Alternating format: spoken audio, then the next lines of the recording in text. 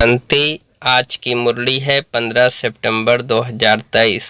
आज बाबा कहते, मीठे बच्चे तुम रुद्र ज्ञान यज्ञ में बैठे हो। रुद्र सी बाबा तुम्हें जो सुनाते हैं वह सुनकर दूसरों को जरूर सुनाना है।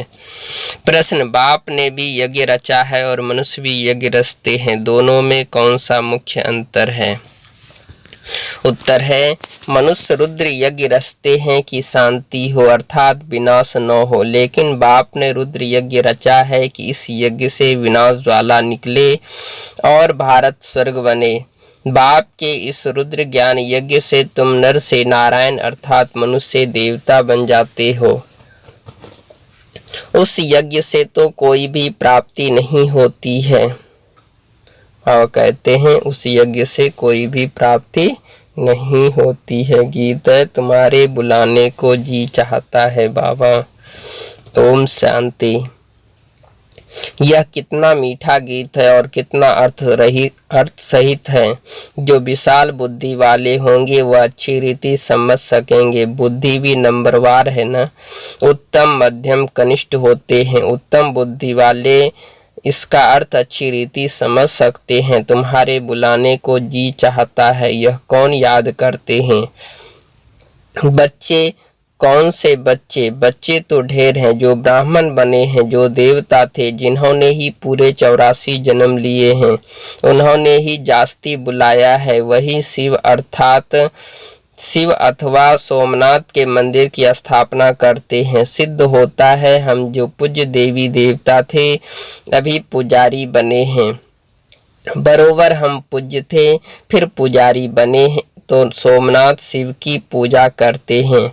रुद्र यज्ञ बहुत रचते हैं, रुद्र ज्ञान यज्ञ कभी नहीं रचते। रुद्र यज्ञ नाम रख देते हैं। अभी भी रुद्र यज्ञ रच रहे हैं, तुम बहुत अच्छा समझा सकते हो। रुद्र कौन है? आप कहते हैं तुम समझा सकती हो रुद्र कौन है। क्या रुद्र ने कभी यज्ञ रचा था? कैसे रचा? फिर क्या उसकी सिद्धि हुई? यह कोई भी नहीं जानते। तुमको अभी ज्ञान का तीसरा नेत्र मिला है। परमपिता परमात्मा के सिवाय ज्ञान का तीसरा नेत्र कोई दे न सके। ज्ञान सागर परमपिता परमात्मा ही गाया जाता है। मनुष्य को ज्ञान सागर नहीं कह सकते। अभी तुम जानते हो हमको दादे का वर्षा मिल रहा है, जिसको ही याद करते हैं बाबा आकर अविनाशी ज्ञान रत्नों का दान करो। फिर हम भी दान देकर औरों को करेंगे। बहुत सहज है, सिर्फ याद दिलाएंगे कि तुम्हारे 2 बाप हैं। भक्ति मार्ग में 2 बाप हो जाते हैं। सत्युग त्रेता में लौकिक बाप ही रहता है। वहाँ वर्षा भी तुम इस समय के पुरुषार्थ अनुसार पाते हो, तो तुम बच्चों का माथा फिरना चाहिए। ऐसी जगह जाकर पूछना चाहिए कि रुद्र यज्ञ किसने रचा था। क्या रुद्र ज्ञान यज्ञ है या रुद्र यज्ञ है? असूल नाम है रुद्र ज्ञान यज्ञ। रुद्र तो है निराकार, वह कैसे यज्ञ रचेगा? जरूर शरीर धारण करना पड़े। दक्ष प्रजापति का यज्ञ भी मनाते आते हैं, दिखाते हैं। दक्ष प्रजापति यज्ञ में अश्व को स्वाहा करते हैं, घोड़े को टुकड़े टुकड़े कर जलाते हैं। उनको दक्ष प्रजापति यज्ञ कहते हैं। अभी तुम अभी जानते हो तो वहाँ लिखना चाहिए यह कौन सा यज्ञ है। बड़ा भव्य से यज्ञ करते हैं, बहुत पैसा इकट्ठा करते हैं, बड़े बड़े आदमी दान करते हैं। कोई 100 निकालते, कोई 500 निकालते। इस रुद्र ज्ञान यज्ञ में तो तुम सारे स्वाहा होते हो। बाबा कहते हैं इस रुद्र ज्ञान यज्ञ में तो तुम सारे स्वाहा हो। थोड़ा थोड़ा पैसा निकाल इकट्ठा करते हैं, फिर ब्राह्मण को दक्षिणा मिलती है। यहाँ तो तुमको स्वाहा होना पड़ता है। वहाँ सोहा होने की बात नहीं। यहाँ बच्चे कहते हैं बाबा तन मन धन सहित मैं आता हूँ। वहाँ ऐसे नहीं कहेंगे। आहुति में कभी ऐसे नहीं डालेंगे। आरती आदि होगी, चंदा चीरा होगा, बड़ों बड़ों से लेते हैं। तुम बच्चे जानते हो इस रुद्र ज्ञान यज्ञ से ही विनाश ज्वाला प्रज्वलित हुई है। वह यज्ञ रचते हैं शांति के लिए, विनाश के लिए नहीं। वहाँ शांति का बड़ा आवाज करते हैं। शांति तो सारी दुनिया में चाहिए न। परमात्मा है शांति का सागर। तुम बच्चों को अर्थ समझाया जाता है। अखबार पढ़ते हो तो ख्याल चलना चाहिए, कैसे हम सबको समझाएं। बाबा कहते हैं जब अखबार पढ़ते हैं तो ख्याल हमेशा चलना चाहिए, हम किसको भी जाकर के प्यार से समझाएं। बाबा जानते हैं कैसे बीके दुकान संभाल रहे हैं। सेठ का कौन सा दुकान अच्छा चलता है, कौन सा मैनेजर अच्छा है, वह तो गुड़ जाने, गुड़ की गोथरी जाने। यह ब्रह्मा है गोथरी। यह बड़ी रमणीक बातें हैं। तो रुद्र ज्ञान यज्ञ के लिए लिखा हुआ है, जिससे विनाश ज्वाला निकली। वह यज्ञ करते हैं शांति के लिए। यह है सच्चा यज्ञ। उन ब्राह्मणों के तो अनेक सेठ होते हैं, यह तुम ब्राह्मणों का एक ही सेठ है। बाप है रुद्र। रुद्र बाप कहो, शिव कहो, सोमनाथ कहो, उसने ज्ञान यज्ञ रचा है जिसमें तुम बैठे हो। बाबा कहते हैं यह ऐसा ज्ञान यज्ञ रचा है जिसमें हम ब्राह्मण बैठे हैं। वह यज्ञ तो 2-4 दिन चलेगा। तुम्हारा यह रुद्र ज्ञान यज्ञ तो बहुत बड़ा है, उसमें टाइम लगता है। यह है नर से नारायण अथवा मनुष्य से देवता बनने का यज्ञ। वह तो ऐसे नहीं कहेंगे। बाबा बैठ समझाते हैं कैसे उन्हों को सावधान करो। बड़ों को बोलो, यह तुम तो जो यज्ञ रचते हो उसमें भूल है। परमपिता परमात्मा कल्प संगम पर आते हैं। शास्त्रों में युगे युगे लिख दिया है। बाबा कहते हैं शास्त्रों में युगे युगे लिख दिया है, यह भूल कर दी है। वैसे ही रुद्र यज्ञ रचते हैं। वास्तव में रुद्र ज्ञान यज्ञ है। शिव का नाम है रुद्र, उसने ही ज्ञान यज्ञ रचा है। जैसे इब्राहिम ने अपना इस्लाम धर्म स्थापन किया। बाबा कहते हैं इब्राहिम ने अपना इस्लाम धर्म स्थापन किया, बौद्धि ने बुद्ध धर्म स्थापन किया, वैसे रुद्र का ज्ञान यज्ञ जिससे विनाश ज्वाला प्रज्वलित होगी।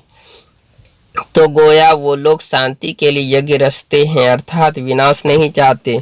स्वर्ग की स्थापना के लिए नर का विनाश हो।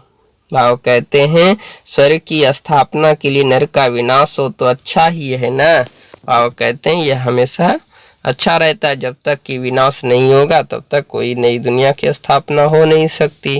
भारत है विनाशी खंड। जरूर भारत के लिए मनुष्य संप्रदाय बहुत ज़्यादा होनी चाहिए। आदि सनातन देवी देवता धर्म था, उनको सारा कल्प हुआ है।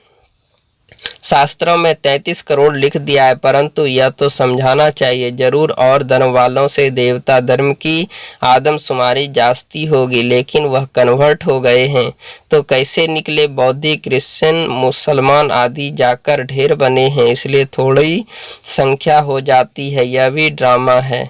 इसमें समझने की बड़ी विशाल बुद्धि चाहिए। जब तक बुद्धि में ज्ञान नहीं बैठा है तो सिर्फ अर्पणमय होने से क्या फायदा। बाबा कहते हैं ज्ञान बुद्धि में नहीं बैठा है तो अर्पणमय होने से क्या फायदा।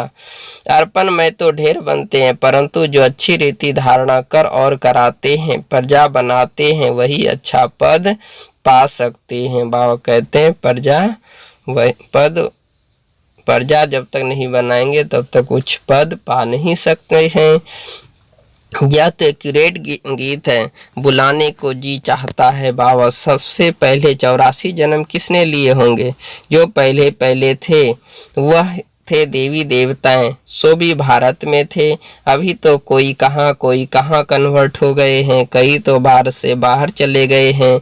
नहीं तो वास्तव में भारत जैसा बड़ा तीर्थ और कोई है नहीं।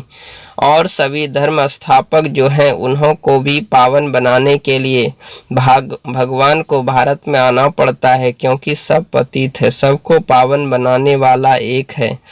यह तुम जानते हो, तुम्हारे में भी नंबरवार यथार्थ रीति जान सकते हैं। तुम कहेंगे हम रुद्र ज्ञान यज्ञ में बैठे हैं। ऐसा कोई यज्ञ होता है क्या जिसमें इतना समय बैठे हो? क्या बैठ करते हो? रुद्र जो ज्ञान सुनाते हैं वह सुनते ही रहते हो। जहाँ तक रुद्र बाबा इस शरीर में है, सुनाते ही रहेंगे। प्रजापिता ब्रह्मा भी तो जरूर यहाँ ही होगा ना। ब्रह्मा का दिन और ब्रह्मा की रात गाई हुई है। सूक्ष्मवतनवासी ब्रह्मा का थोड़ी ही दिन और रात बिताएंगे, वह तो सूक्ष्मवतनवासी देवता है। दिन और रात का प्रश्न यहाँ का है। ब्रह्मा की रात माना पतित, फिर वही पावन बनते हैं तो दिन होता है। ब्रह्मा को भी पावन बनाने वाला वह एक सदगुरु है। सत बाबा, सत टीचर, सदगुरु तीनों इकट्ठे हैं।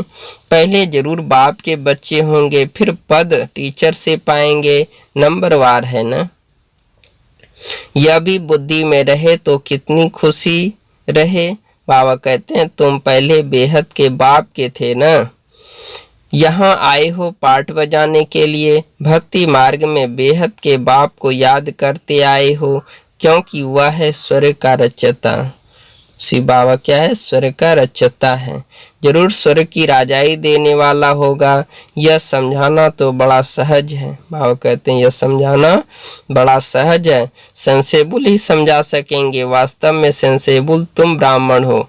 तुम्हारे में जो अक्लमंद है उनमें भी नंबरवार है। दुनिया के अक्लमंद भी नंबरवार है ना।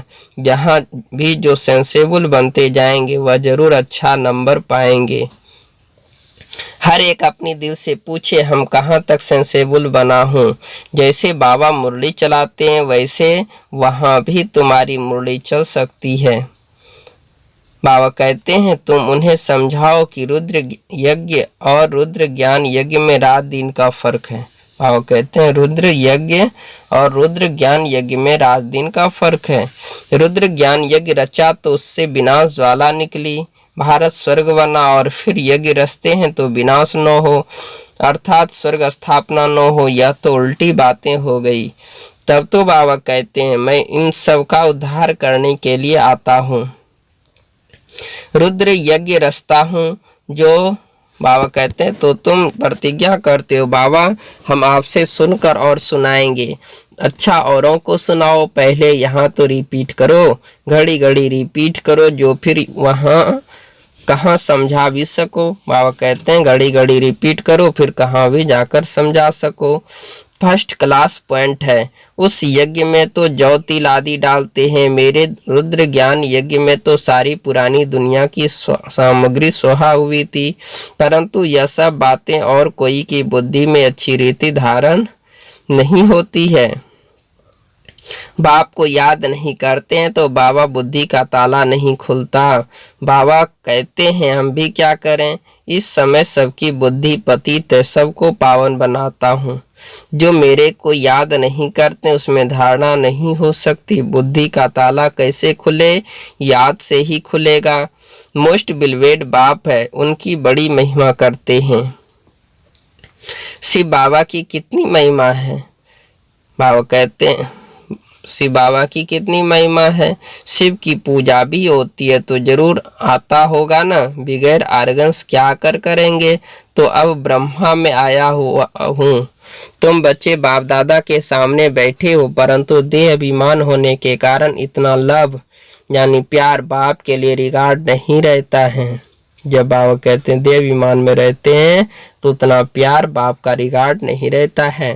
डायरेक्शन पर मुश्किल चलते हैं, अहंकार में आ जाते हैं। बाप कहते हैं मैं निरहंकारी हूँ, तुमको इतना अहंकार क्यों आता है? बस समझते हैं मैं ही होशियार हूँ, इतना देह अभिमान आ जाता है। बाबा कहते हैं देह अभिमान को त्याग करना है। अब कोई का पति मर जाता है तो उनकी देह खत्म हो गई, शरीर खत्म हो गया, बाकी आत्मा निकल गई। फिर ब्राह्मण में आत्मा को बुलाते हुए देह को नहीं बुलाते, भावना रखते हैं कि भावना का भाड़ा मिलता है। पति को याद करते रहे तो पति का साक्षात्कार कर लेंगे। बाबा साक्षात्कार तो कराते हैं ना। ऐसे बहुतों का प्यार होता है, आएगी तो आत्मा न। कोई का स्त्री में प्यार है तो भावना का भाड़ा मिल जाता है। स्त्री को देख लेते हैं, चीजें ले आते हैं, खुद उनको पहनाते हैं। ऐसे बहुत कुछ होता आया है। आगे बहुत विधि से खिलाते थे, जैसे गणेश को अथवा नानक आदि को याद करते हैं तो साक्षात्कार हो जाता है।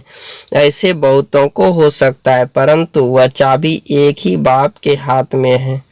बाबा कहते हैं एक वो चाबी एक शिव बाबा के ही हाथ में है।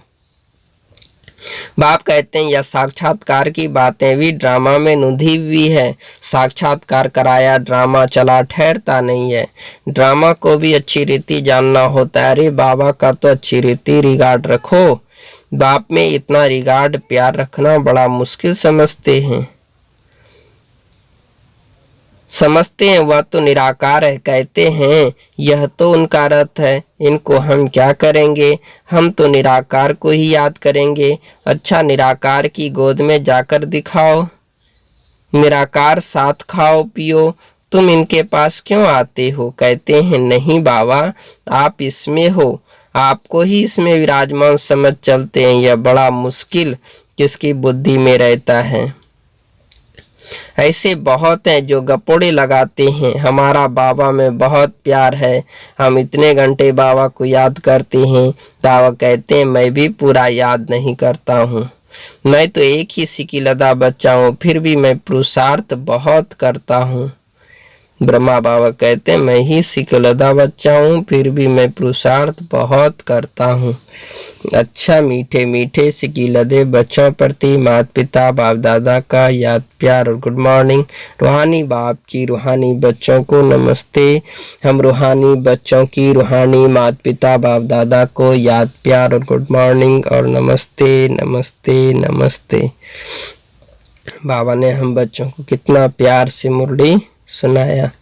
धारणा के लिए मुख्तार है। पहली पॉइंट है अर्पण होने के साथ साथ अपनी बुद्धि को विशाल बनाना है। उच्च पद के लिए अच्छी रीति धारणा करनी और करानी है। बाबा ने कहा अच्छी रीति धारणा करनी और करानी है। दूसरे पॉइंट बाप समान निरहंकारी बनना है। अहंकार छोड़ बाप से अति लव व रिगार्ड रखना है। देह अभिमान में नहीं आना है। वरदान मालिक बन कर्मेंद्रियों से कर्म कराने वाले कर्म योगी कर्म बंधन मुक्त भव। मालिक बन कर्मेंद्रियों से कर्म कराने वाले कर्म योगी कर्म बंधन मुक्त भव। विस्तार है ब्राह्मण जीवन कर्म बंधन का जीवन नहीं, कर्म योगी जीवन है। कर्मेंद्रियों के मालिक बन जो चाहो, जैसे चाहो, जितना समय कर्म करना चाहो वैसे कर्मेंद्रियों से कराते चलो तो ब्राह्मण सो फरिश्ता बन जाएंगे, कर्म बंधन समाप्त हो जाएंगे। यह देह सेवा के अर्थ मिली है। कर्म बंधन के हिसाब किताब की जीवन समाप्त हुई, पुरानी देह और देह की दुनिया का संबंध समाप्त हुआ, इसलिए इसे मरजीवा जीवन कहते हैं। बाबा कहते हैं इसलिए इसको मरजीवा जीवन कहते हैं। स्लोगन है दिलाराम के साथ का अनुभव करना है तो साक्षीपन की स्थिति में रहो। दिलाराम के साथ का अनुभव करना है तो साक्षीपन की स्थिति में रहो, तभी बाप से प्यार मिल सकता है। ओम शांति।